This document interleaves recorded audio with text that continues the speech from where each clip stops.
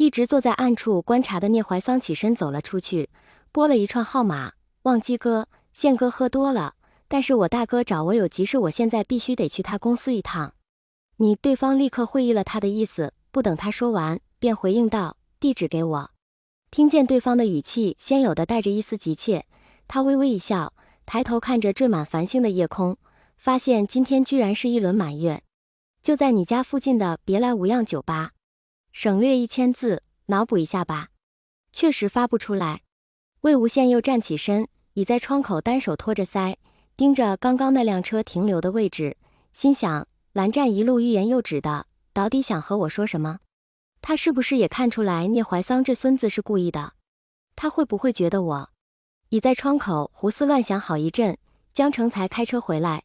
他冲楼下倒车停位的人吹了个口哨，奔下楼去找人算账。刚到大厅，就见江城提着个饭盒往厨房走，停在水池面前，颇为不情愿地洗着碗。走过去，一只胳膊搭在对方肩膀上，他调侃着：不是聂怀桑请客吗？怎么凭空多出来个保温盒？刚刚顺路去医院看阿姐了。去医院看阿姐？魏无羡的心咯噔一下沉了几分，有些心急，语气不自觉重了起来。阿姐怎么了？江城摆了摆手，将洗干净的保温盒放起来，拍了拍他的肩。阿姐没事，是金子轩住院了，阿姐在照顾。魏无羡咦了一声，总觉得自己不在的这一晚好像错过了什么重要的事情，又拍了下江城的胸脯。阿姐照顾他干嘛？人又不是咱们打伤的。江城的脸色立刻变了，仿佛吃瘪了一样。他惊呼道：不是吧？还真是咱们打的。江城是你打伤的？江城冷哼一声，别过头去，还不是那孙子不知好赖还贼怂，不满意婚事怎么不去和自己父母抗议，对阿姐那么凶干什么？这厮该打。魏无羡撸胳膊挽袖子，眼睛也睁大了几分，一副要找人算账的样子。他又欺负阿姐，那孙子在那个医院呢？江城一把拉住了他，行了，婚事已经作废了，那孙子以后也不敢再来找茬了。魏无羡刚想说什么，手机却响了起来，看见屏幕上的名字，他的注意力瞬间转移，按下接听键，那边立刻传来了熟悉的笑声：羡哥，你和旺基哥进展的如何？顺手拿了个橙子，不曾想劲儿太大，一下子就给挤烂了，汁水喷溅一脸。他咬牙切齿地说：你以后能不能别干这种事了，太丢人了。对方不以为意，电话那端传来一声收扇子的声音：哪里丢人了？你俩就这么僵持下去，我们吃瓜群众都看不下去了。怎么说的跟我俩必须在一起似的？难道不是吗？互相喜欢的人为什么不在一起？互相喜欢？你别开玩笑了，怀桑，这件事你别再插手了。电话那端沉默了一会，才低低地回了一句：哦。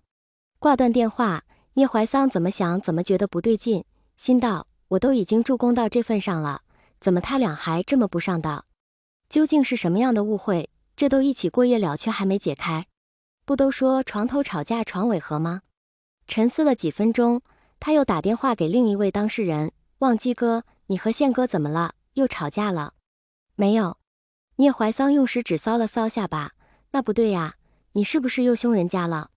电话那端深深地吸了一口气，过了几秒才回复：没有。聂怀桑不信，斩钉截铁地说：不对，一定哪里不对，不然为什么他突然让我别再插手，还说自己丢人？你告白了吗？蓝忘机沉默了一会，说：没有。我的哥哥哎，我要被你俩急死了，真是皇帝不急太监急。兄弟，我只能帮到这了，我再卖消息，宪哥就得杀了我了。聂怀桑忍不住又提醒了一番，作为兄弟我再提醒一下，告白宜早不宜晚，误会赶紧解释清楚的好，不然越误会越深就麻烦了。你就不怕他再出国7年吗？电话那边的人仿佛被他一语点醒了，陷入沉默，没再说什么。自从上次宿醉后，魏无羡每天都会在楼下偶遇蓝忘机，虽然聂怀桑不再冲他鬼笑了，但他还是觉得哪里不对。金子轩也跟吃错药了似的，出院后就3天2头往江宅跑，嘴上说是来找猫，找到了还不走，赖在江燕离屁股后面帮着浇花。有一次魏无羡好奇金子轩都来干嘛，故意跟在后面，听到金子轩对着花园大声感慨着：这玫瑰花园真漂亮。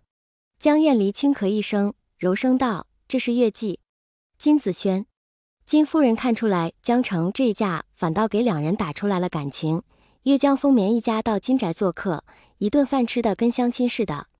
金子轩坐在江燕离旁边，一个劲的给人夹菜，说话微微有些结巴，一边介绍菜品，一边吹嘘自己的摄影作品。江燕离一直都很礼貌地回应着。金子轩见对方好似对自己的作品很感兴趣，非要拉着人去看自己的摄影展。两人一下桌，江澄和魏无羡就跟了上去。金子轩边走边向江燕离吹嘘自己的作品，见对方偶尔点头认可自己的看法，他的话匣子一下子就打开了，从最初的作品一路详细介绍着，根本没看出来江燕离对摄影根本就不感兴趣。两个人走走停停，他指着墙上最大的相框：“这个你一定知道吧？你肯定懂得这篇我要传达出来的意境。这是我的代表作之一，是有一年我去沙漠旅行时拍的。你看这风景。”江燕离耐心的等对方絮絮叨叨的介绍完，才很礼貌的说：“抱歉，我没关注过摄影这方面的作品，也不是很懂。”金子轩一怔，缓缓转过头，脸色瞬间沉了几分，颇为惊讶的问：“你不关注？”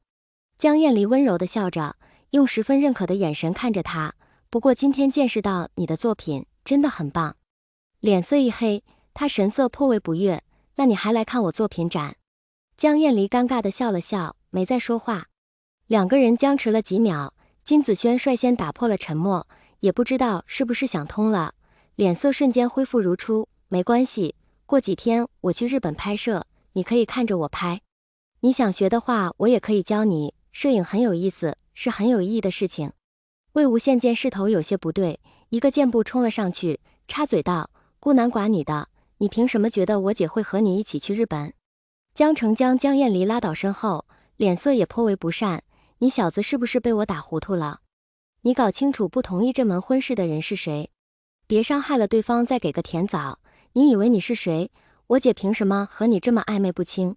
金子轩神色一僵，急忙解释着：“我就是单纯想约他一起去。”魏无羡打断了他的解释，扬了扬手，挡在两个人中间：“行了，你的好意我们心领了。阿姐，我们走，别和他废话。”金子轩立刻拦了过来，还想再解释些什么。